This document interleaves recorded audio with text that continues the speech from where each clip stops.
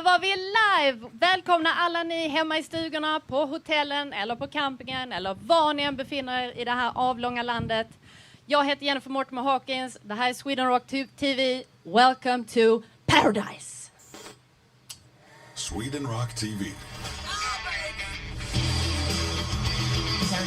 Coming straight forward.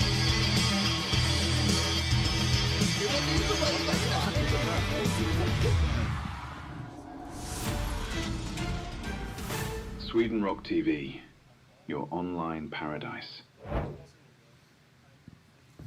Mycket nytt för i år. Vi har en alldeles ny studio som ni kan se. Ni som kanske minns att vi också hade ett tält förra året. Och året innan det hade vi ännu ett tält. Men nu är det en alldeles egen glasstudio inne på Vippen. Och ni som vill komma och kolla är varmt välkomna och titta på oss. Både klockan 11 till 12 och klockan 5 till 6 varje dag under festivalen. Men det är inte bara studion som är ny utan vi har också en helt ny lineup. Vi har ju Iron Maiden, vi har The Offsprings, vi har Baby Metal. Baby Metal gjorde en låt som heter Metal tillsammans med Tom Morello. Tom Morello är också här på festivalen. Tom Morello gjorde ett gig med Zakk Wylde förra året när de hade en avslutningsturné med Black Sabbath och Ozzy Osbourne. Zakk Wylde är såklart också här denna gång med Black Label Society. Ni som vet ju att han spelade här 2024 med Pantera. Pantera är inte här, men Down är här. Och ni som vet att det är samma sångare som i Pantera som det är i Down. Men det är inte allt, utan jag kommer inte vara själv i studion, utan i studion sitter just nu 2 legendarer. Janne Innanfors och Nicke Borg som ska vara med mig. Jajamän, och vi har härligt att få vara här i den här buren. Nu vet jag lite hur det känns att vara så här djur i bur så att säga. Och Nicke, vi är ju vana att vara här och sända härifrån när det gäller från rockklassiker.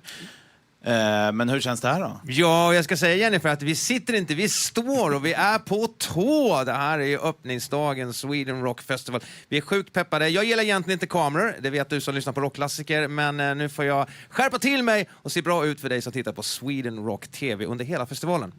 Ja, exakt. Och det är just nu strålande väder ute också och vi har ju väldigt mycket att se fram emot som Jennifer var inne på där bland annat och kommer vi prata mer om senare såklart. Jennifer är på väg in hit till buren igen och under tiden då kan vi prata lite om vad du ser fram emot just med den här festivalen. Ja, först och främst en sån här tråkig grej. Jag ser fram emot att vädret ska hålla sig i schack, att vi ska få sol, kanske inte för varmt i och med att vi är i den här glasburen. Men inget ösregn, ingen storm, alla scener ska hålla sig intakta och festivalbesökarna ska inte vara för blöta. Det tycker jag är någonting som vi ska alla hålla tummarna för. Men sen är det ju stämningen också ju, som man älskar. Det här är ju en reunion i sig själv med alla som har lärt känna varandra här, gift sig med mera. Sweden Rock Festival är ju en festival som egentligen spelar inte någon roll vad det är för artister som uppträder. Det kan man fråga vilken besökare som helst om att man åker till Sweden Rock Festival för att det är Sweden Rock Festival helt enkelt. Norra Europas bästa hårdrocksfestival. Exakt. Välkommen tillbaka Tack så till mycket. glasburen. Jag var tvungen att springa hela vägen backstage så nu är jag lite anförd. Men hej. Ja, men vi har nu kommit in på vem som är årets udda fågel i år. Det har vi inte gjort. Det är ju faktiskt en fågel. Ja, det är ju det. Magnus Uggla tänker du på. Det tänker jag på. Ja, han har väl du träffat ett antal gånger, Nicke? Ja, jag tycker det är skitroligt att Magnus Uggla är på Sweden Rock Festival och jag tycker det är roligt att festivalen gör den typen av bokningar. Nu är det ett specialsätt. Jag menar, vem älskar inte Magnus Ugglas gamla 70-talsklassiker? Kanske får vi höra Johnny the Rocker. Vad tror ni? Ja, absolut. Hans bakgrund är väl lite glamrock, är det inte? Så att punk och glamrock, så han passar ju alldeles perfekt in i den här setupen. Ja, jag tror att det kommer bli kanske, det är inte bara årets udda fågel utan årets snackis. Kanske publikrekord på Magnus Uggla faktiskt, om jag ska sia lite. Men kommer han köra kung i baren på nationaldagen här ute på festivalområdet? Det är ju det man vill höra, liksom 40 000 skrålande rockare stå och säga kung i baren! Ja, men alltså, han är ju en artist toppnivå, så han kommer liksom ha gjort ett sånt fantastiskt sätt som är helt utformat då för Sweden Rock Festival. Så det kommer bli succé. Magnus Uggla. kul. Vi har också ett gäng comebacks i år. Inte minst 3 Days Grace tar jag upp först av allt. De har ju en ny sångare, eller sin gamla sångare, sin originalsångare har kommit tillbaka igen sen förra året tror jag det är, Adam. Så det är ett hett tips att gå och kolla på dem om man vill ha original-setupen. Sen har vi också Poodles. Vad kan vi säga om dem? Kan vi säga väldigt mycket om. De återförenades förra året. Jag firar nu 20 år bland annat. Och det ska bli kul att se hur de kommer överens och så på scenen igen. Kommer överens på scenen? Ja, Lät som att det finns någonting som inte vi vet om som händer backstage. Det kanske det gör. Det får vi anledning att fråga dem om också, eller hur? Exakt, för de kommer ju hit till studion så vi kan snacka med dem live i liven. Sen har vi också Savatage, är ju en comeback. Jag har inte själv jättemycket erfarenhet av dem, men de är ju gamla i gamet. Det är allt jag kan säga. Sen har vi väl, jag såg det kom en massa folk här utanför buren nu. Det är ju Sweden Rock Collo, eller hur? Ja. Sweden Rock Collo som görs varje år. Man skulle ju vilja prata med dem egentligen, inser jag när jag står här. För att de gjorde sitt första egna uppträde igår inför sitt Sweden Rock Collo-gäng. Så det var första gången de fick vara med och spela i band och skriva egna låtar och göra allt det som man gör i ett riktigt band. Skulle du behöva, Nicke? Ja, men förklara lite mer vad Sweden Rock Collo är för någonting. Är det bara att hålla på med musik eller får man också lära sig om hur det är att driva en festival? Man får lära sig allt möjligt, alltså både det, men jag tror främst att du får gemenskapen och att du kan bilda ett band tillsammans och skriva musik själv och styrka nu att skriva musik själv. Ja, för jag tycker det är rätt coolt. Jag kommer ihåg gamla Hultsfredsfestivalen, Rockparty där. De hade väl någon utbildning, det kanske fortfarande finns kvar, där man kunde liksom utbilda sig till att köra en rockfestival. Kanske inte att rekommendera alla, det är ett tufft arbete och ganska så massivt att ta sig an. Men jag tycker det är skitcoolt. Sweden Rock Collo. Vi måste bjuda in dem. Ja, det måste vi. Hur kan vi få in dem? Kan vi få in någon? Få in dem! Få in dem! Ja, men sen så när vi snackar om återföreningar och sånt, Nicke, då tänker vi ju väldigt många, tror jag, på ditt band Back Your Babies och vill veta, när kör ni här igen? Ja. Den där pratan hade vi inte planerat. Nej. Inte på den här sidan av millenniumet. Nej. Vi ska se om vi får fatt i några kollofolk eller om vi fortsätter med något annat. Vad säger du? Ja, men vi inväntar kollot eller vi inväntar vad som helst. Vi kan också prata om vad som händer off stage. Rockklassiker har ju, där man känner igen de här killarna ifrån, har ju också ett quiz i puben idag klockan 4 om jag inte minns rätt. Och det kan ju varmt rekommenderas för det är lite mysigt häng och lite DJs och lite, ja, bara kom dit och visa vad du går för helt enkelt. Ja, så kan du vinna fina priser också. Och vinna fina priser, det vill man ju. Ja, och sen emellan Sweden Rock TV-sändningarna, om du tyvärr inte är på plats då, så kan du ju lyssna på rockklassiker. Jag och Janne sänder ju live från morgon till kväll. Ja. Och sen är det lite olika meet and greets. Det är ju till exempel James Jared Nichols gör musikbörsen. Här kommer några riktiga lirare. Det här är inte Swedish Rock Collo. Så här. Om ni sköter jobbet. Och de här, Hej! Vad fan? här har vi Ian Mick från Sweden Ron Rock Collo. Mick, eller? Ja, exakt. Vad gör ni? Hur känns det att ha lärt er att Jag tror bli Mick ska ha en rockstjärnor här mick. på kollot?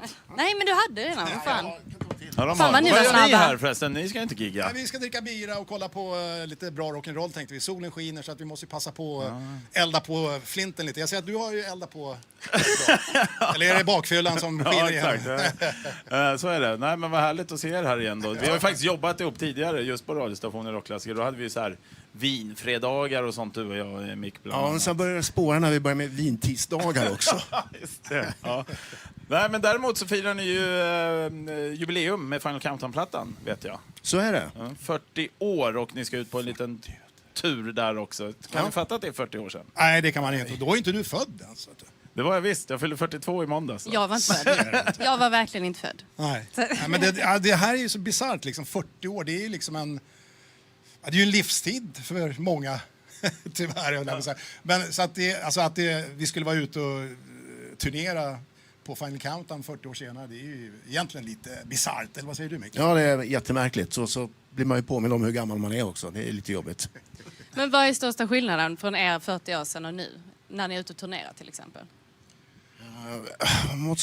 Nu för tiden får man hålla in magen lite hårdare. Ja, så får man stretcha lite extra innan giget. För det, ja. ja, man känner av ålderdomen lite grann extra så här på det sprakar och knakar lite grann i the joints. Men och samtidigt så har man ju också en annan, vad ska jag säga, man kan uppskatta. Vi kan ju verkligen uppskatta det vi är lyckliga att kunna hålla på med, vår hobby. Liksom. Att kunna leva på det är helt fantastiskt. Så jag tror att vi idag kanske uppskattar det bättre än vad vi gjorde förr. Oh ja. Men liksom på 80-talet då gick ju allting så otroligt fort. Så man hann ju liksom inte fatta i vilket land man var i princip. Och så att det var ju bara som en rocket ride. Liksom. Man hade ingen som helst närvaro egentligen i det hela. Så att, Men det är härligt att vara här i Arvika i alla fall. ja, det är verkligen. Jag tror Borlänge. Ja, men ni står inte still i alla fall, för nu kommer det snart en ny platta. Come This Madness. Precis. Kommer i 25 september tror jag. Amen. Och så i samband med det så blir det turné. Ja. Och, Men jag måste fråga, på turnén, kommer ni köra hela Final Countdown? För det är ju väldigt många som är så kör hela plattan från början till slut. Kommer ni göra det mitt i setet? Det finns ju många artister som har gjort det. Eller kommer det vävas in låtar lite här och var? Och jag tänker, vill du köra nya låtar? vi kör hela plattan back to back. Det är så? Yep. Mitt i setet eller början i slutet? Det har de inte bestämt än. Precis. Ja, vi ska klämma Som in ett extra nummer, hela plattan. Ett extra nummer, precis. Ja. Ja, men vi gjorde väl något liknande på 30-årsjubileumet. Att vi körde ett set där vi då körde hela Final Countdown. Så tog farbröderna 20 minuters paus och sen så gick vi ut och körde blandad konfekt av lite... Då var det faktiskt War of Kings-plattan vi körde. Precis. Herregud, vad ambitiöst. Men sen så idag så släpper vi faktiskt en till singel från plattan med tillhörande video. 1:00 idag. Det ska bli kul tycker jag. Är Peter Stormare med i den också? Eller? Nej. Han är ju den enda som inte är med. Det är en intressant video kan jag verkligen säga. Ja, just det. Han är den enda som inte är med. Fan sant. Men hur hamnade han i videon? Och alla bandage och allt, han ser ut som ett trainwreck. Ja, grejen var så här, han hade ju skadat sig. Vi hörde oss till honom och så sa han, nej jag vet inte om jag kan. Han bor ju i Los Angeles så att jag vet inte om jag kan komma över. För jag har liksom krossat foten. Och då våran videoregissör Patrik då, han kände att men det här spinner vi vidare på. Så vi la på lite extra gips på hans ben och så fan vi gipsar armen också liksom så här. Och så lite blåtira på det. Så. Klockrent. Ja. Ja, det är otroligt unik video. Det är liksom, det är en sån där, jag kan tänka mig att det är en sån här video som man antingen älskar eller hatar. Många gånger. Ja, Så här, faktiskt. Polariserande video. Men vi älskar den. Men vad kan vi säga om den här nya låten då? Som kommer idag. Ja, vad kan man säga om den? Det är en jävla banger alltså. Ja, jag tycker det är den perfekta bilåkarlåten. Det kommer jag ihåg första gången du spelade upp demon för mig, Mick. Att jag sa, den här låten vill man bara köra 180 med bilen. Så att det är en skön feeling. Det är en feel good vibe i den liksom. Jag har hört liksom, en del verkar tycka att den är liksom lite ovanlig för att vara Europe. Men jag vet inte, jag kan inte bedöma det själv. Liksom. Kanske lite annorlunda, men ombyte förnöjer, sa pigan. Ja, men 1:00 ska man ha utkik efter det då. Men om vi backar bandet igen 40 år. Jag vill prata lite om omslaget till The Final Countdown. Det är ju väldigt speciellt, unikt, spaceat, vad man nu vill säga om den. Hur kom den till? Ja, alltså på den tiden, det fanns ju liksom inget, gick ju inte att skicka filer och så vidare så man kunde få någon så här preview på någonting. Utan man liksom fick ju lita på att det som bestämdes, att det blev bra. Så att, men jag minns i alla fall att när vi fick konvolutet, eller själva konvolutet skickat till oss, det var kom väl till och med vad kallas det för? En snubbe var helt enkelt tvungen att åka till USA och hämta det här fysiskt för att flyga tillbaka med det. Kurirpost. Ja, vi stod i turnébussen och våran manager liksom så här, ja grabbar, kolla så här ser det ut. Och så visade han det här. Och vi liksom så här, ja fan. Ja, men det där blir nog kanon när det är klart. Liksom. Ja, men this is it. Fan, ser ut som en rymdspya. Fredrik Strage, musikrecensent, gästar ju min och Jannes podd Minnesluckan som har säsongsavslutning den här veckan. Och då pratar vi bland annat om det här skivomslaget. Ni är ju liksom i någon sorts bricka dockor som flyger ut i rymden. Och han jämförde det med Superman 2. När man låser in de här skurkarna i några block som man sen skickar ut i rymden. Kan ni se jämförelsen? Ja. Skönt. Om ni har sett Superman 2. Han trodde den hade det, att det kom därifrån. Liksom, därifrån. så bara, Och han kanske Frusna tyckte att det var inte Sveriges genom tidernas snyggaste skivomslag, om man uttrycker lite milt. Men man måste säga att det är väldigt ihågkomningsbart. Exakt, vi pratar om det här 40 år senare. Janne, har du blivit längre? Nej, men jag har ju såna här Ja, visa dem! Jäkla Gene bulldozer. Simmons-bootsen. Fan vad smidig du var. Ja, men det kan vara bra att ha det. Räckte allt. Ibland kan det ju vara på festivaler att det regnar väldigt mycket. Nu är det ju inte så här på Sweden Rock. Här är det ju alltid galant väder. Men då kan det vara bra att ha, kanske inte platådojor, men gummistövlar i alla fall. Ja, de här är ju briljanta att gå runt med faktiskt. Och mjuka och sköna faktiskt. Men på tal om det, då har ni ju chans att se lite band här och sånt. Har ni tänkt spana in någonting speciellt? Jag vill se Dundertåget-hyllningen.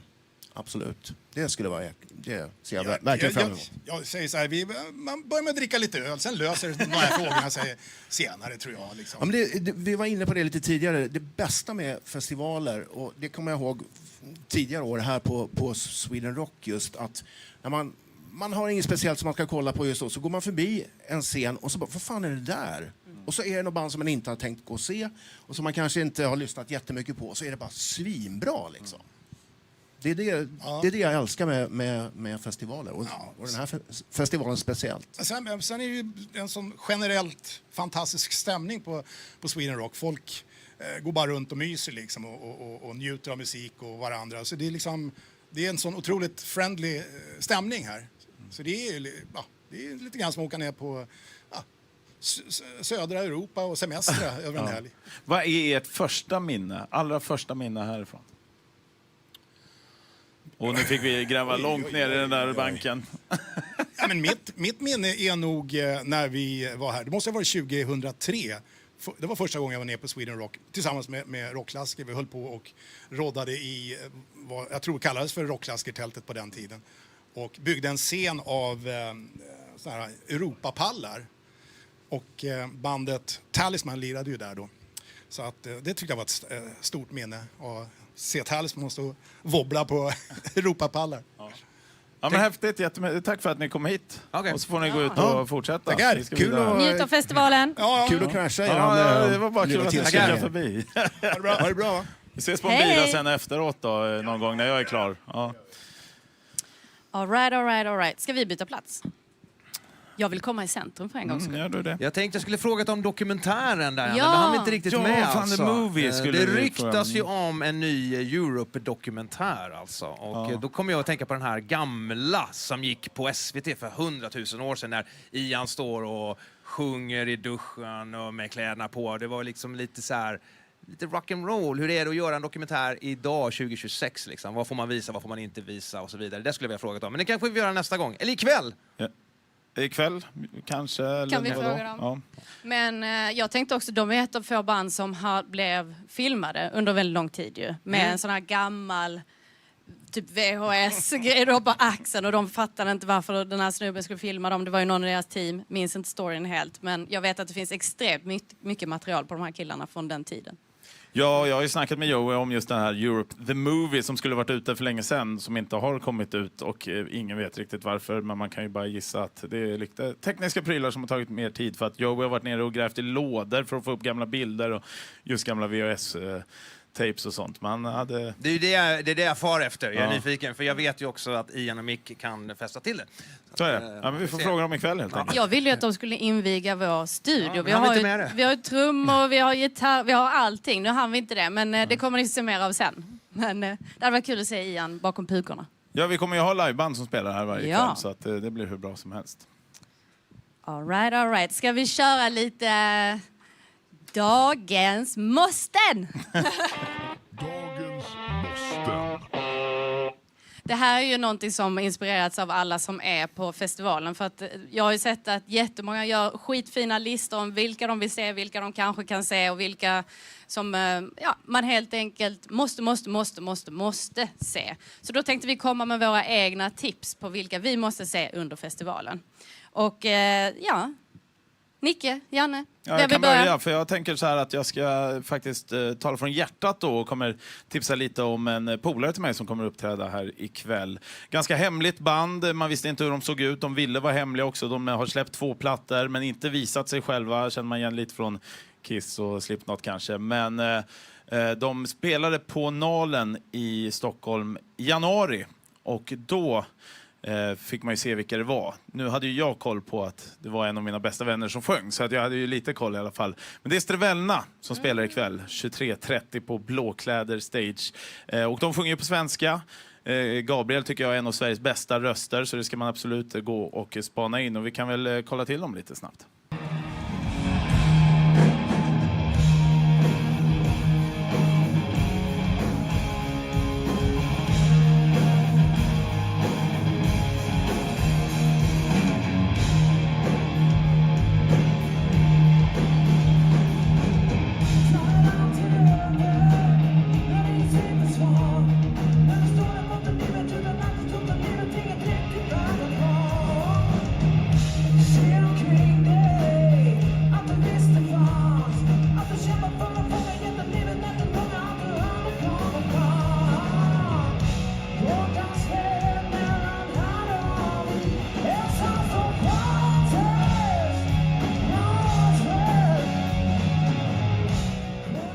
Ja, det är ju alltså Gabriel Keys som man tidigare kanske har sett som sångare till Crash Diet bland annat, som han har sjungit i. Så att det är mitt tips idag. Vad är ditt, Nicke? Låter svinbra. Ja, mitt tips idag är ett band som jag är ganska nyupptäckt för mig, men inte för dig som kan din svenska death metal. De hette Crown of Thorns från början. Kommer från Trollhättan, tidigt 90-tal. Svensk death metal när den är som bäst. Nu heter de bara The Crown och har haft en paus och tillbaks igen. Men nu är det ju en avslutningsturné, så Sweden Rock Festival får ta del ett av deras sista gig. De avslutar i december i Göteborg och de spelar på Pistonhead-scenen klockan 11:15 i natt. The Crown alltså. Men varför är de nya för mig, kanske du undrar? Jag lyssnar inte jättemycket på death metal, även om jag hängde mycket med Entombed och Dismember när det begav sig. Det här är lite mera Florida death metal, som Morbid Angel typ alltså. Men när det är slut för det här bandet så kommer man kunna fortsätta att se Mattias Rasmussen, basisten, och Marcus Sunesson, svensk gitarrvirtuos på gitarr, tillsammans fortsätta spela med vem då? Jo, med mig! För det är därför jag upptäckte The Crown. För jag bad en person hjälpa mig. Han heter Albin Nyman.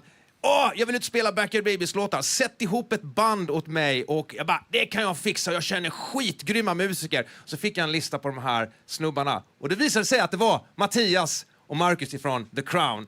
Så att när Crown är över så får du se dem på scenen då tillsammans med mig. Så att se dem ikväll på Sweden Rock Festival. Vilken pitch! Se det mera med mig. Så att det är mitt tips idag. Ja. Och så här låter de.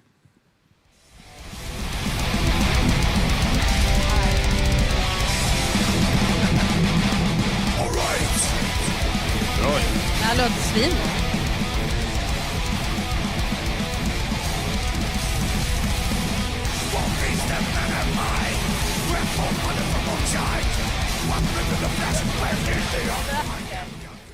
Och Jeez. Jennifer, du då? Ja, vi kommer verkligen med 3 helt olika tycker jag, vilket är svinkul. Jag ska prata om Blood Incantation. Och det är death metal, men det är kosmisk death metal. Det låter flummigt, men det är... Man tänker syntar, tungt, alla Pink Floyd, men också atmosfäriskt och Morbid Angel igen möter Pink Floyd. Låt oss höra hur det låter.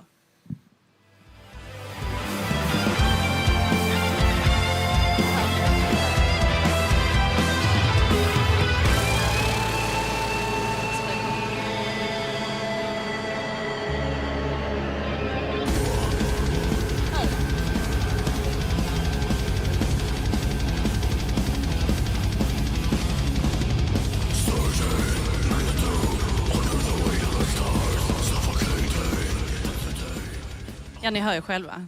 Helt otroligt. De spelar på Rock Stage klockan 15:30, så missa inte dem idag.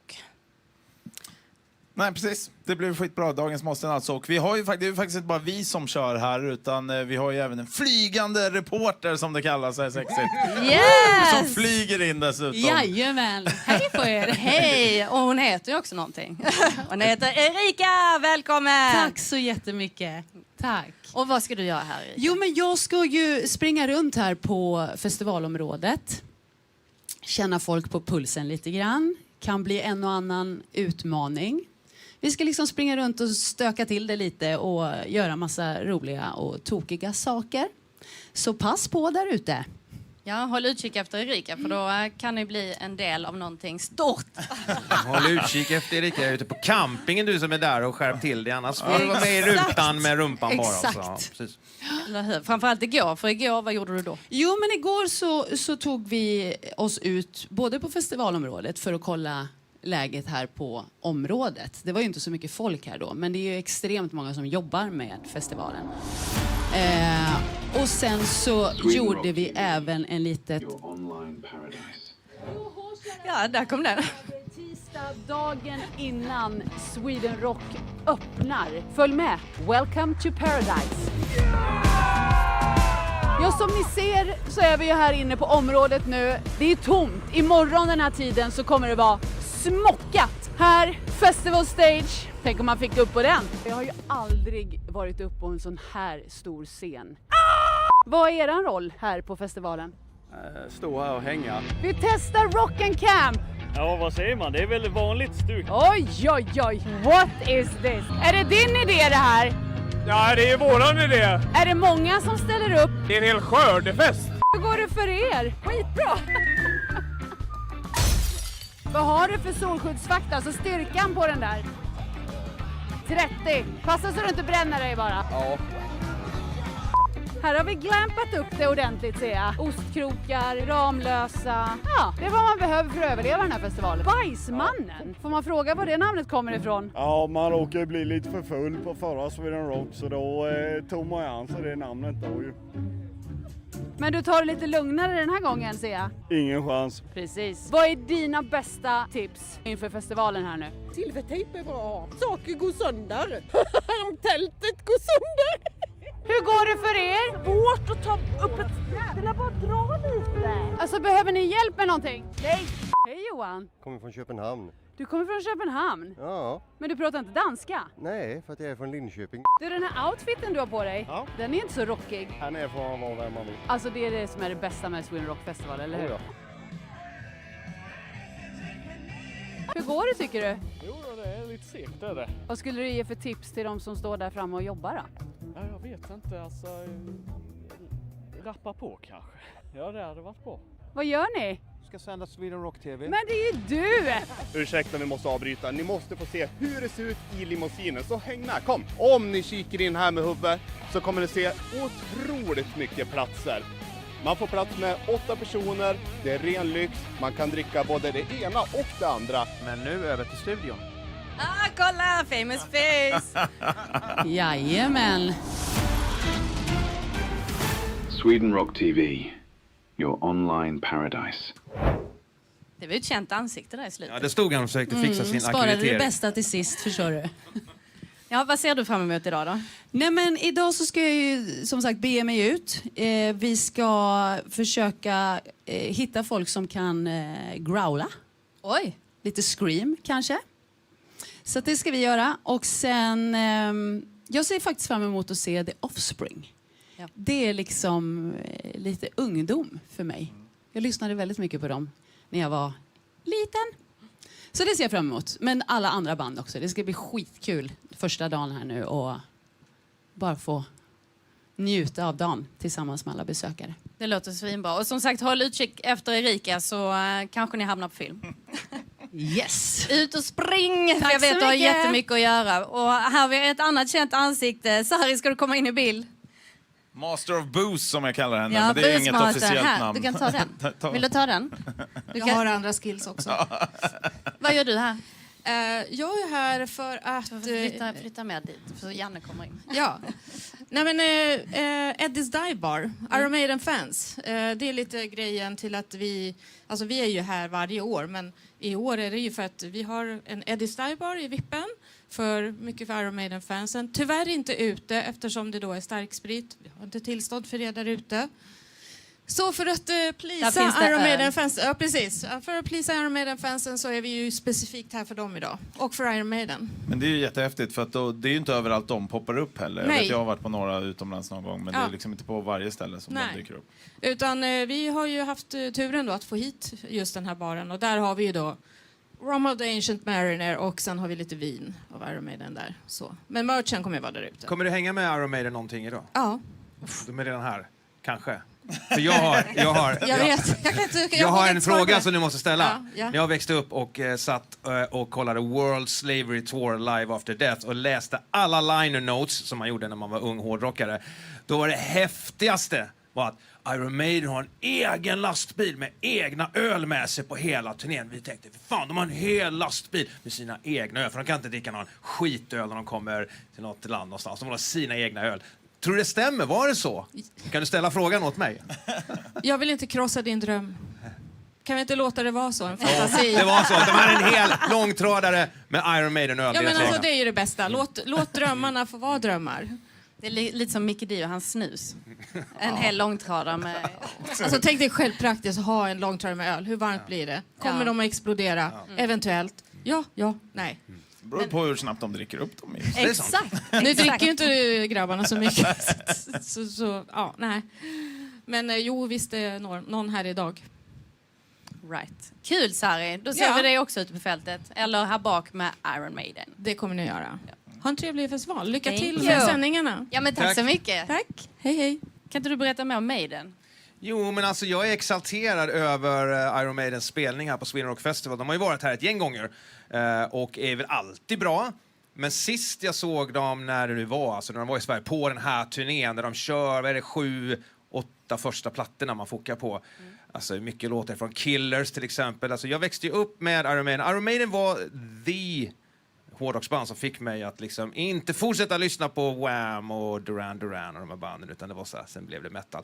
Så att jag är kanske mest exalterad över Iron Maiden i den här Sweden Rock Festival. Alltså jag tycker alltid så häftigt att se Bruce Dickinson springa runt där och hoppa, så tänker jag alltid min morfar var i hans ålder nu typ, och han sprang ju inte runt och hoppade. Ja, liksom. nej, men sen kan man passa på och tipsa dig som tittar på Sweden Rock TV idag att har du inte sett dokumentären Burning Ambition. Jag tror inte den går på bio fortfarande. Men den gick på bio nästan en vecka. Och där var jag då och i biosalongen. Och i och med att jag har den relationen jag har till Iron Maiden så vart jag så rörd. Så att jag började så här gråta mitt i filmen. Det var något segment där var från 80-talet. Och det var någonting med Blaze Bayley och Paul Diane. Och hit. Jag blev så här, wow. Och så satt det så här stora hårdrockare bredvid mig i den här biosalongen. Jag bara, ja, men jag har fått något i ögat. Alltså, fan, shit, det är bra här. Alltså. Nej, och jag rekommenderar Iron Maiden-dokumentären Burning Ambition. Väldigt, väldigt, väldigt bra. Fan, det är många bra dokumentärer som kommer. Alltså då är det den och sen hade vi Europe som visste vi när den skulle komma. Nej, den skulle ha varit ute nu, The Movie, men vi vet inte riktigt vad som händer. Ja, men så tycker jag det är coolt att de går upp på bio. Att biograferna tar lite risker ändå, liksom. Att köra under en begränsad tid, förvisso, liksom. Men jag gillar ju att gå på bio och se musikdokumentärer, eller till och med bara live. Det är väl så här, nu är här inte någon hårdrock, men Billie Eilish har väl någon så här, hela hennes turné går väl på bio också, man kan se. Och det är ju lite nytt, för så var det ju inte förr. Det var ju, det gick inte att köra här på bio, liksom. Det här är för smalt. Vi var ju kolla in den här gamla kultfilmen på bio. Det kan jag ju rekommendera skarpt till dig som tittar också.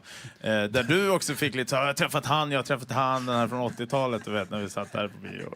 Titta på The Metal Years, The Decline of the Western Civilization heter den. Ja. Världens längsta Det är inte barnvänlig kan man säga. Nej. Ja, right. Sen har vi Elvis och sen har vi allt möjligt som kommer. Elvis-dokumentären, inte sett om den, ska också vara svinbra. All right, nu är det dags för ett annat segment som liksom, jag ska sätta er på prov. Och vi kallar det för sant eller falskt. Sant eller falskt? Ja, då får du förklara hur det funkar. Då. Ja, jag ska göra det. Det är ju så att först av allt så måste ni ha lite gear som jag ska hämta. Ge mig en sekund. Gear. Jag vet vad det är. Det är roliga skyltar. Roliga skyltar? Kolla där. Right. Ja, okej. Och jag antar att om man inte tror det är sant, då är det bajs. Då är det bajs. Och är det sant, tror man det är sant, så är det den Då här. är det hjärta, ja. Och det är ju för att många av våra artister som är här idag har ju rykten efter sig. Och vi ska reda ut om det är sant eller falskt. De bara ljuger. Ni får gärna motivera varför ni tror det ni tror. Okej. All right. Då börjar jag med påstående 1. Dexter Holland, sångare i The Offsprings, är inte bara musiker utan också en högt respekterad forskare. Han har en doktorsexamen i molekylär biologi och har fått sina forskningsrapporter om HIV-viruset publicerade i stora tidningsskrifter. Är det sant eller är det falskt? Nej, samma. Då kan det inte bli ledning. Motivera. Nej, men jag för mig att jag har sett någon intervju eller om det är någon dokumentär också på honom där han pratar om det här för mig. Det är väl det som är min motivering. Sen kan man ju inte tro det om man kollar de gamla videorna på Offspring kanske, men nu tycker jag mig kunna se det. Han ser ändå ganska smart och vis ut. Är du enig med Janne? Ja, men jag har ju spelat med Offspring flera gånger och vi har suttit, jag och Dexter, och han har visat mig alla de här dokumenten. Och nej, jag bara skojar. Men jag tror att det är sant ändå, för att det skulle inte förvåna mig, för den var så dum, den här grejen, så jag tänker det där är ju garanterat sant alltså. Det är sant! Jo! Han är faktiskt en av punkvärldens smartaste gubbar, måste man säga. Ja. All right, då kör vi påstående nummer 2. Punkvärldens smartaste snubbar. Innan succén med Volbeat spelade sångaren Michael Poulsen dödsmetall i ett band som heter Dominus. Och namnet Volbeat är faktiskt taget direkt från titeln på Dominus sista album. Är det sant eller är det falskt? Falskt. Då börjar vi med Nicke denna gången. Jo, men han är ju ett riktigt death metal-fan och jag är inte säker på vad bandet hette där inne, men det kan jag tänka mig att de hette. Men annars var det en klurig kuggfråga, tror jag. Ja, men det är lite där jag var inne, för att jag känner också, jag vet att han körde tidigare, men jag tror att du försöker lura oss här lite med namnen och sånt, för jag har inte alls koll på. Så jag körde en bajskorv på den helt enkelt. Bandet hette Dominus och sista plattan hette faktiskt Volbeat. Så att det var sant. Yes! Det var sant. Alltså jag är ändå rätt nöjd. Jag var rädd att ni skulle vara så här, fan jag vet den här. All right. Då är det dags för sista påståendet. Iron Maidens basist och grundare Steve Harris äger efter alla resor till Sverige en del av en travhäst som är döpt till Run to the Hills. Hästen tränas på en gård i Halland. Sant eller falskt? Ni är ju båda hästfolk, är ni inte? Nicke är ju. Ja. Nicke. Nej, men det låter väl vettigt att han har varit lite i hästvärlden. Det känner jag att det kan han vara. Han gillar ju att spela agera med de länderna han är. Det känns det som jag ångrar mig ändå. Men nu har du sagt den. Nej, men jag tror det är sant. Låt mig motivera. Nej, jag kan allt om travhästar, det stämmer inte. Nej, det kan jag inte. Men jag tror att det var för mycket, nu blir det galopp och travhäst och så jag tror att det där är lite hittepå faktiskt. Jag älskar att ni försöker läsa av mig samtidigt. Det är falskt. Yes! Ja. Så det känns som Janne var... Nej, Nicke, du hade nästan alla rätt, va? Eller hade alla rätt? Ja. Jajamensan. Så det var dagens sant eller falskt. Hoppas ni inte visste allting så ni fick lite knowledge där hemma också. Det gick dåligt. All right. Vad kan vi prata om mer? Ja, ska vi spela lite mer pianomusik? Mjukpar-grejen. Vi pratar om lite pianomusik. Nej, men vad kan vi mer säga om festivalen? Vem är det mer som spelar idag? Det är massvis som spelar. Bland annat de här... nu kommer jag inte på vad de heter. De här från Japan. Baby metal. Baby metal. För att nu har det varit så mycket metal här, alltså man ska inte glömma bort att Sweden Rock Festival är en extremt bred festival, alltså vi slängs mellan ytterligheter. Jared James Nichols heter en bluesgitarrist kan man säga. Jag började följa han, ja men det är lite så här sociala medier, man gillar någon bluesgubbe som är så här grym på gitarr och så får man massa nya så här, du kanske gillar det här. Så, han var ju jävligt grym, jag har ingen aning om den här snubben egentligen, men att jag följer honom på Instagram och han är en jävel på att lira bluesgitarr. Han spelar på Sweden Rock idag klockan 2:15. Michael Monroe kommer hit. Han känner ju du väl, Micke. Ja, Michael Monroe alltså. Han kommer spela idag. Han kommer ju faktiskt hit också. Han ska ju faktiskt göra en jävligt rolig grej. Eller hur? Ja. Han tillsammans med ett superfan ska tävla om Michael Monroe. Så hur kommer det bli? Ett superfan möter Michael Monroe om frågor om Michael Monroe. Det är fantastiskt. Hade du fixat det, Nicke? Jag så precis funderade, man får nästan tidsbestämma före eller efter alkoholen.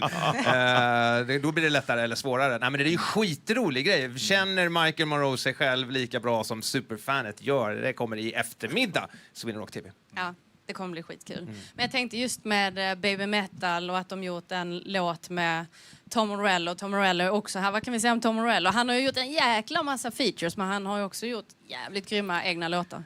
Ja, men alltså Rage Against the Machine är ju, tycker jag, banbrytande på alla sätt. Gitarrspelet, att vi håller på att mixtra med gitarr. Alltså det är ju inte några effekter. Han gör ju allting på gitarr liksom. Alla olika sound och alla grejer. Så att, ja, det blir nog coolt. Det blir nog svinfett. Vad tror du? Nej, men det tror jag också, definitivt. Jag kommer ju spana in det 100%. Sen sitter jag och funderar på vilka mer som spelar idag. Det är men Black Label Society, det nämnde du tidigare. Ja, jag ska ju faktiskt... Både du och jag ska vi träffa honom. Ja, så som det ser ut nu. Ja. Och jag som ett gammalt Ozzy-fan är ju nervig. De har ju nyligen släppt en platta, Black Label, här nu där de hyllar Ozzy också. De har sista låten här på plattan som heter Ozzy's Song. Jag tycker alltid att han blir starkast då. Han gjorde ju likadant när Dimebag gick bort och gjorde den här In This River som jag bara älskar när han sitter där i en river och spelar piano som sen går sönder. Jag tycker att han blir som bäst, men det är ju bara för att det är så känsligt såklart och nära till hjärtat så att säga. Men det är också komiskt för att han skriver ju ofta musiken först och sen sätter han lyrics på det. Så att han har ju det här melodiösa, jättefina, men man vet aldrig riktigt vad det kommer till. Men det blir kanske en In This River eller Ozzy Song, eller jag uppskattar verkligen den här sidan hos Zack Wild. Jag kommer ihåg för något år sedan här när jag sände på Rockklassiker så hade vi ett fan då som hade honom tatuerad längs med vaden. Och då sa han, men det där vill jag liksom, den kan jag signa. Bara okej, varsågod. Och sen så tatuerade de in det också. Så han är rätt skön och rolig faktiskt. Ja. Och sen är det väl ett måste nästan att se Volbeat också. Ja, jag, absolut. idag. Och jag undrar egentligen om Michael Paulson är lite nervös om han kommer hänga kvar tills imorgon torsdag. För att Volbeat är ju jätte Social Distortion-fans också, precis som jag. De har ju gjort covers till och med Social Distortion och så vidare. Och han nämnde väl det någon gång, tror jag, att Volbeat var som en mix mellan Entombed och Social Distortion tidigt i karriären. Så att det är väl nog risk att om de inte har gig kanske han hänger kvar och kollar in Mike Ness och Company imorgon. Ja. Han har ju också varit jäkligt sjuk för inte så länge sedan, Michael Paulson. Ja, absolut. Cancer som tyvärr drabbar alldeles för många. Och gjort ett jättegediget arbete med att få tillbaka rösten och allt. Och det låter fantastiskt. Alltså, så att jag ser skitmycket fram emot att se Volbeat. Palais Royal ska också spela. De såg jag som förband till Youngblood när han var i Stockholm och spanade in det.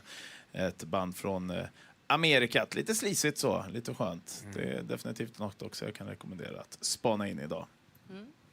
Vi har ju snart besök av ett par killar som rest jävligt långt för att komma hit. De har nog rest längst, tror jag. Jag tror det med. Ja, jag är nyfiken på att höra hur de mår, alltså, om de kom precis igår. Alltså, jag har ju flugit till Sydamerika själv flera gånger. Och alltså, det är en brutal flygresa. Men hur många timmar snackar vi? Vi har inte sagt var de kommer från. De kommer från Bogotá. Ja, Colombia. Precis. Ja, men alltså, jag vet inte exakt. Det beror på lite vad du byter har mellanlandar och sådär. Men det är ju... Ja, den första Backyard Babies-turnén i Sydamerika var väl en lågbudgetturné, om jag uttrycker det så. Va? Det var ingen first class där, det är det ju aldrig å andra sidan. Men alltså sitta sådär inträngd lite, alltså fy fasen. Och sen så spela då liksom jetlaggad och helt slut. Alltså. Så att om jag vore det här bandet så skulle jag hoppas att de kom några dagar hit De ligger och sover nu. Nej, men att de kom några dagar tidigare som hunnit akklimatisera sig lite grann. Ja, vi sa ju aldrig namnet. Nej, jag kan inte Ska uttala du- det. Jag väntar på att ni ska säga det, för jag vill inte säga fel. Ingen ville säga det. Janne får säga det. Syracuse tror jag att man... Syracuse. Syracuse. Jag har alltid sagt Syracuse, men nu blev jag ju rättad här. Hannes har fått rätta oss här. Hannes. Ja, det är viktigt att säga rätt. Ja. All right.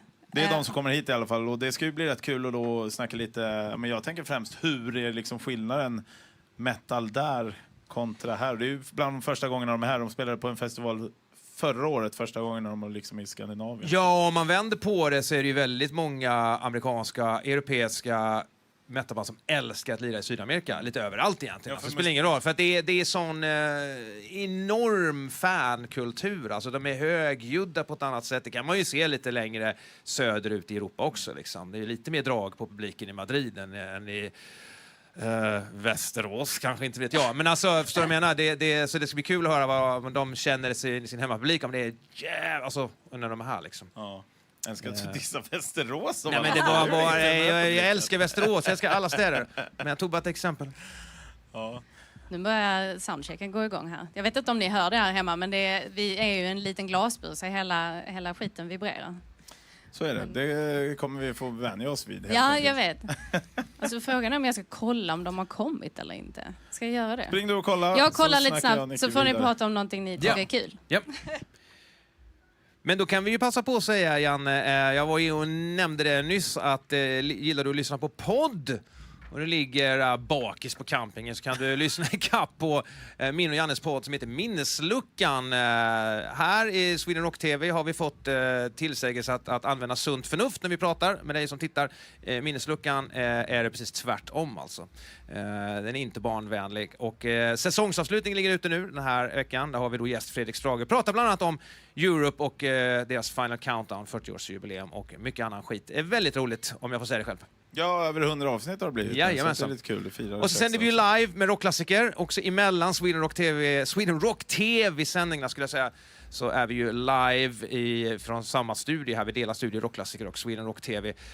Så sitter du hemma och tittar på det här och vill få mera festivalkänsla, så lyssna på Rockklassiker. Vi drar igång klockan 9 till 6 då, varje dag. Onsdag till lördag. Jag kan ju säga att vi har ett sånt här klassiskt rockstjärnemoment här nu. Vi vet att Pudes kommer inte. De skulle ju kommit en sväng. Ja, det är Kickens fel, jävla rockstjärna. Ja. Men så då kan vi prata lite om Pudes, för vi tänkte ju faktiskt ställa lite frågor till Kicken. Ja, men fattade jag det rätt? De var här 2006. Exakt! Och så nu är det 20 år sedan de spelade på Sweden Rock alltså? Ja. Wow. Och då hade vi ju ett gäng föremål som inte fanns 2006 eller fanns 2006 som vi skulle dra med dem. Inte för att vi ska dra dem nu, men det var jävligt kul. Ja, det var kul.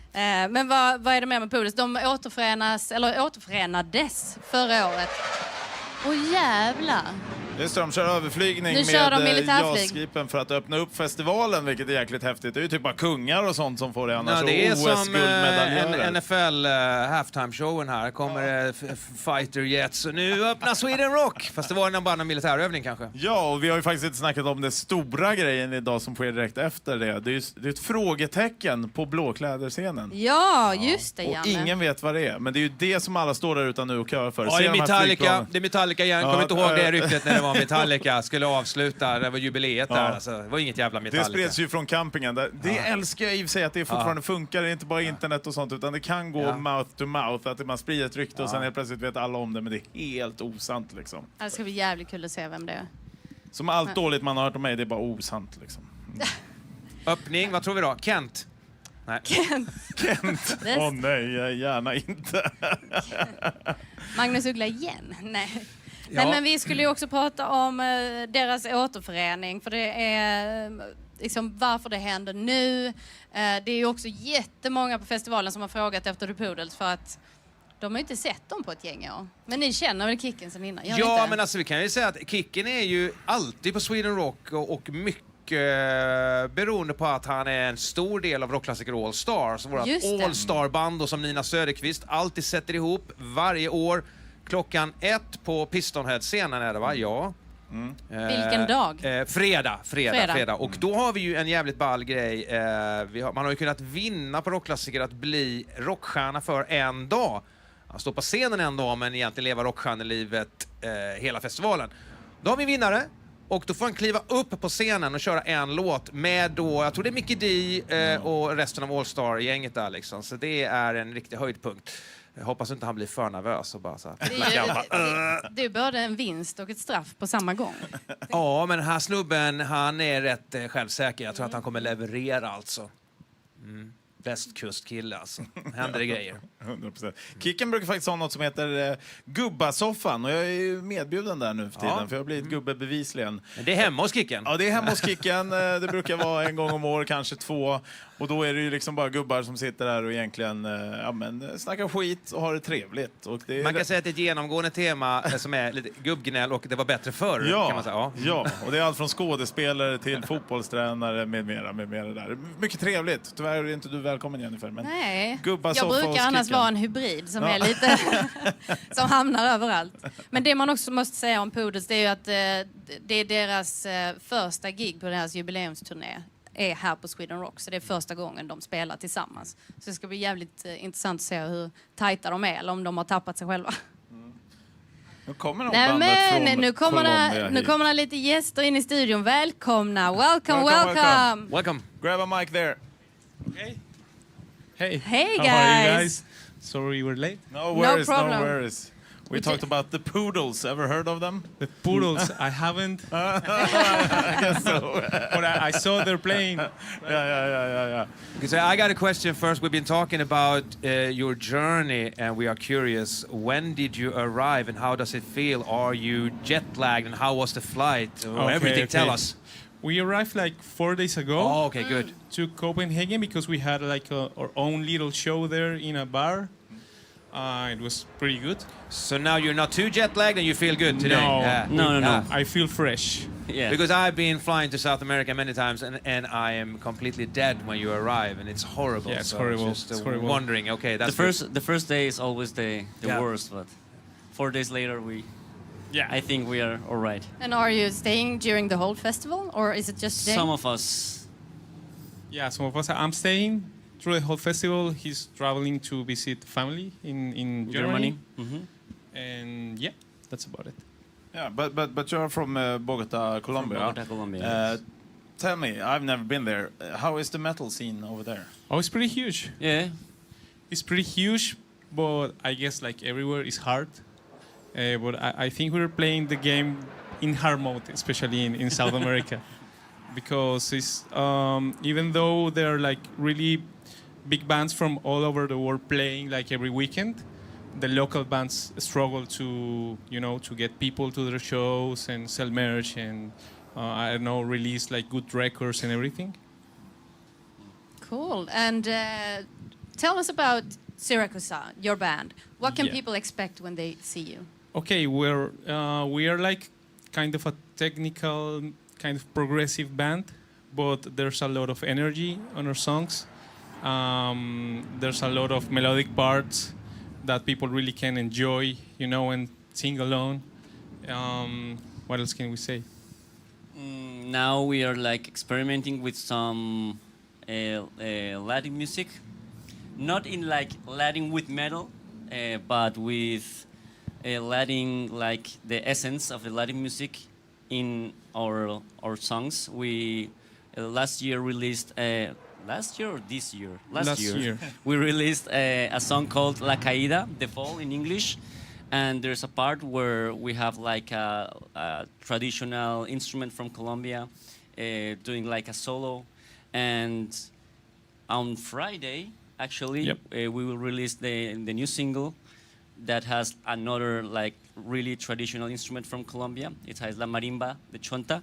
It's like how could you say? Yeah, it's like a melodic percussion instrument that is used like in the coast of Colombia.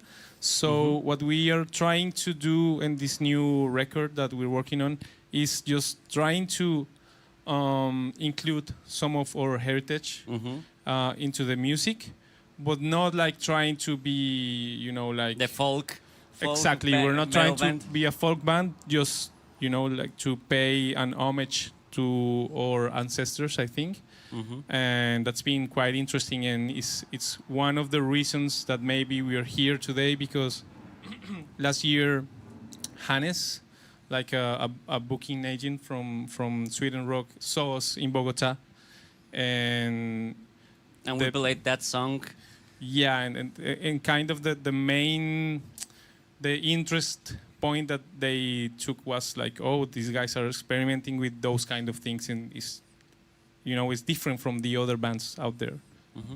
Yeah, Hannes is some kind of like a spider in the Sweden Rock Festival net, and we have debating here before, and now you need to say it. How do you pronounce the band name? Yeah, if you say it in Spanish, it's just Siracusae. With Siracusae. Siracusae. All right. Yeah. Actually, last year we knew that this letter is like a Danish or something like that. Yeah. Oh, why are you Danish band or something like that? Siracusae or something like that. You guys have but it's genius because everybody's talking about it, and we've been talking about it now the whole day. So it's okay. Thank you for clearing that out. And it just reminds me of when you said that, because I remember growing up listening to Sepultura. Exactly. They were also really like proud of where they came from and bringing in some of like, you know, heritage, like instruments and stuff like that. So I think it's a good idea, and it's much more interesting.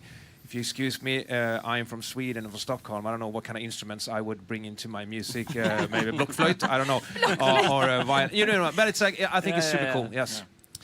Yeah, and the thing is that we don't want to, you know, make it like a gimmick or something. We just want to, because on our last records we had like, I don't know, a koto from Japan and some Nordic instruments, and it's like, okay, but we have our own thing, and why do we need to go and find like instruments that are outside of our you know, context, and then we try to do it, and that from the Colombian perspective, or the audience there is like, they really appreciate it, you know. It's like, okay, you guys are paying that homage, and since you're having this visibility right now, like in the world and in the music festivals from Europe, it's cool to see a band that is trying to get that out there.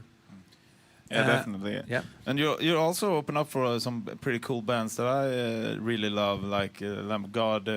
It's Megadeth also, right? And what's her name? Gojira. Gojira. Oh, I love them. Yeah. How was that? That was like really, the Gojira thing and the Megadeth thing was like a dream come true for us. And for example, the Megadeth thing, like it was like Megadeth. The Megadeth concert was like Sunday and Monday, and on Thursday, the management called us and, okay, what are you guys doing on Sunday? Oh, I think we had like a rehearsal or something like that, and okay, you guys are gonna play for, you are gonna open the opening act for Megadeth on Sunday and Monday, and we were like, oh Jesus. Okay. Yeah, we had so little time to prepare, but also we were preparing for this, so it was like, oh, so now it's getting better because we're gonna be more rehearsed. We're gonna practice for Sweden Rock. So are we running out of time? Because I've got one more question. You can take that question. Yeah, I mean, what kind of expectations do you have? You already played one gig, you said, but like for the festival crowd, because a lot of American and European bands loves to go to, if you say South America as a whole, because their fans are one more step more crazier, louder, and more enthusiastic about hard rock in general. So are you going to be disappointed, you think, when you're coming here? No, not at all. I think we're not sure what to expect because I don't know how much public we can gather, and also there's Black Label Society playing at the same time that us. Whatever is gonna happen will be the best for us, you know. Even if it's 100 people, it doesn't matter. I know it's gonna be way more. But the main thing is, you know, to share what we have and our energy and our vibe to whoever decides to go. And the opportunity for us to be here and to have the opportunity to play for first time for the Swedish fans or Swedish people, that's like the best for us. So Looking forward to it. Thank you Yeah, very much thank for taking you, the time. guys. Thank you so much. Thank you for the waiting. Yeah. And Syracuse plays at Pistonhead Stage tonight at 5:45. Yeah. Right. 5:45. Yeah, Exactly. so don't miss Be there. out. Thank you. Thank Bye. you. Thank you. Okej, det var ju allt för idag. Då ska vi börja runda av, för nu öppnar ju faktiskt festivalen och jag kommer själv springa ner till Blåkläderscenen för att se The Mysterious Band. Frågetecknet, ja. Och det man har hört, om man har hört det, vilket jag tror det är flera flygningar här nu över. Jag gick ju faktiskt i lumpen här i F17, så att jag misstänker att det är där de kommer ifrån. Det kan vara min gamla Fast nu får de ta och lägga kapten som är ner, där för nu uppe och börjar flyger. snart, nu öppnar vi här alltså. Nu behöver vi inte ha några Ja, stridsflyg men vi är kvar. tillbaka sen igen. Ja, Yes. vi ses ikväll Klockan klockan 5. Tack, Tack, hej! Hejo! Sweden Rock TV. We'll see you again tonight.